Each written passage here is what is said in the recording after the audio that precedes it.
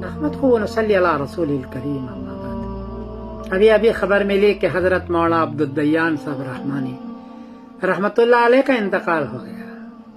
انا للہ و انا الیہ راجعون۔ مجھے بہت افسوس آیا۔ یہ میرے شاگرد تھے۔ 1986 میں انہوں نے مجھ سے ہدایہ آخرین کا کتاب الشفا پڑھا تھا۔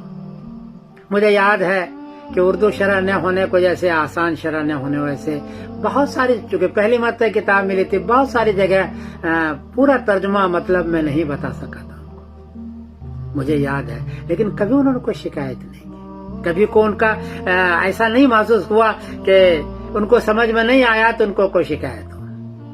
میں بہت متعجب تھا۔ پھر جب میں نے کتاب الشفا ہدایہ آخرین کی شرح لکھی تو جگہ جگہ مجھے محسوس ہوا کہ یہاں بھی نہیں پڑھا ہے، یہاں بھی نہیں پڑھا ہے۔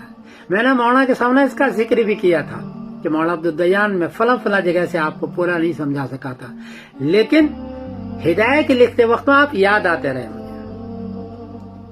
یہ تھا مولانا، یہ خاص تھے مولانا زاہد صاحب رحمت اللہ علیہ کے، یہ خاص شاگرد بھی تھے اور ان کی خدمت گزار تھے، اور سب سے اچھا ملتے تھے۔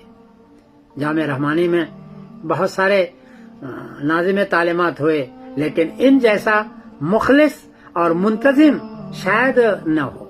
میرا ایک تجربہ ہے، شاید نہ ہو، ضمانت تک یہ رہے، اور مجھ سے بڑا رابطہ رہا بعد تک بھی۔ میرا خیال تھا کہ میں جب ہندوستان جاؤں گا ان سے ملوں گا، میری پرانی یادگار ہے، ایک ہی یادگار خانقاہ رحمانی میں یہ رہ گئی تھی، تو یہ شاگرد کے طور پر، اچھے استاد کے طور پر۔ لیکن کیا معلوم تھا کہ دنیا سے چلے جائیں گے اور میرا ساتھ چھوٹ جائے گا۔ آج میں غمگین ہوں۔ اللہ تعالیٰ ان کو جنت الفردوس عطا فرمائے، عذاب جہنم، عذاب قبر سے نجات دے، بعد میں رہنے والے کو صبر جمیل عطا فرمائے، بعد میں رہنے والے کو صبر جمیل عطا فرمائے، ان کی فیملی کو اور سب کو صبر جمیل عطا فرمائے۔